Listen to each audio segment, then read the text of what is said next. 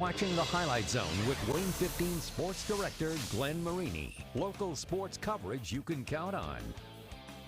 Well, if you've got a hunger for the high school football season, tonight we are dishing up your appetizer. It is scrimmage night all across the great state of Indiana, and it means no keeping score, no kickoffs, and no idea really if it even matters.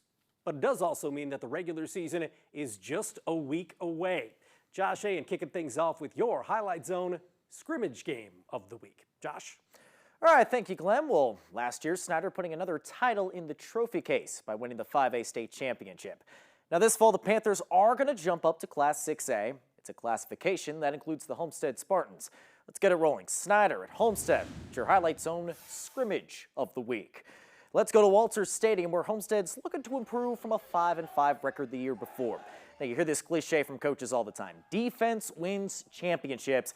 And how about this for a good start for Homestead's defense? That's Leo Marquell coming up with an interception against Snider's starting offense and a pretty good start for Homestead. But Panthers have got an answer right back, and his name is Brandon Logan. Now, this guy going to play football. He's going to play baseball at Notre Dame, and he could certainly play wide receiver as well. That's a 64-yard catch and run for the touchdown, but Homestead is able to answer back on their offensive possession. This is the backup quarterback, Evan England, and how about a little English right there to Carter Kennedy for the touchdown. Let's go to the red zone period now. Homestead on offense, and Michael White with an absolute dime to Kennedy. Kennedy somehow keeping this in bounds, and that will certainly keep Chad Zolman pretty happy for Homestead's side. But Snider's offense starting to heat up later on in this scrimmage, and it's Aaron Vance, the senior, with an absolute bomb to Mr. Logan himself, a 35-yard touchdown. So a lot of positives from both sides, Snider and Homestead, and certainly a lot to build off of heading into week one. That's a good program, and they got some talented players. So it's good to, get some real in-game reps against other people, some unfamiliar faces that we don't go against in practice every day. We started off a little shaky, but we definitely got the groove of it, especially as the night went on. And I think I was very proud of how we competed. Just all of us being on the same page. We just had that chemistry from working all summer, working all spring, and we just executed, did our jobs. It makes me feel a little just safe that knowing I got a side covered, and I honestly just hope that can influence the other side too, get both sides covered. Snider's opening the season next Friday at home against Warren Central, while Homestead is going to visit Carroll. Glenn, take it away.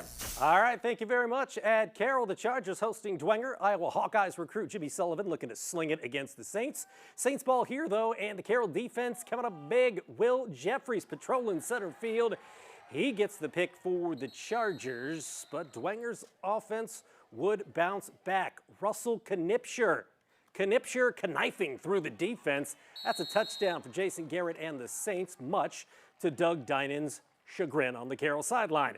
Now, Carroll would respond offensively. Watch senior Griffin Shaley. Nice to see that 1-3 making plays for the Chargers.